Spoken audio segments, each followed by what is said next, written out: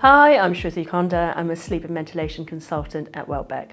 Today we're going to be talking about the difference between snoring and sleep apnea. What is snoring? Well, snoring is super common. About 40% of the population does it at some time or the other.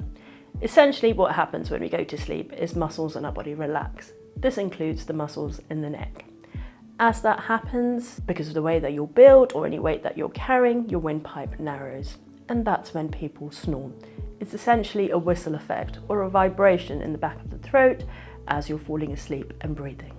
What is sleep apnea? Well, that whistle effect in your windpipe can lead to you closing off your windpipe entirely for a short period. If that happens for more than 10 seconds, then it's called an apnea.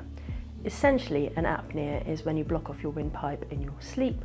There's no air going into your lungs, and that is a problem. Signs of sleep apnea include either stopping breathing during the course of the night. This is most often seen by your partner rather than yourself. They might also tell you that you're gasping during the course of the night or choking during the course of the night.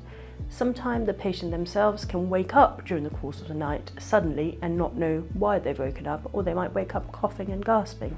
All of these can indicate that you have a problem with your breathing at night time. What are the risk factors for sleep apnea? Well, you're more likely to get sleep apnea if you're male, and it tends to happen in women postmenopausally. How do we diagnose sleep apnea? You'd firstly come to a clinic and talk to a sleep physician about your underlying problems. It's usually done with a sleep study, and this can be done usually in your own home for a night or a series of nights, depending on what we think is best for you. We would then get the results back from the sleep study and bring you back to clinic so that we can talk about what we found, talk about if you have sleep apnea and how severe it is, and then move on to treating it all within the same appointment. What is the treatment for sleep apnea?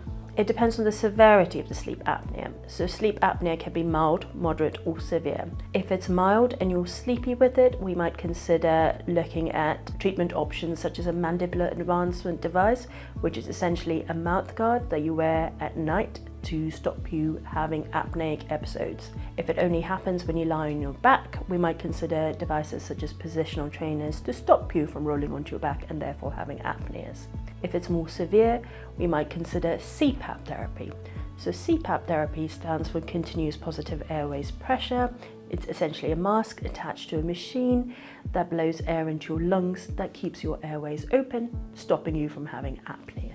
If you snore loudly, if you feel unrefreshed when you wake up in the morning, if your partner is concerned about your breathing at night time, it would be a good idea to come and see us at Welbeck. We will help talk you through your sleep quality and investigate and treat as needed.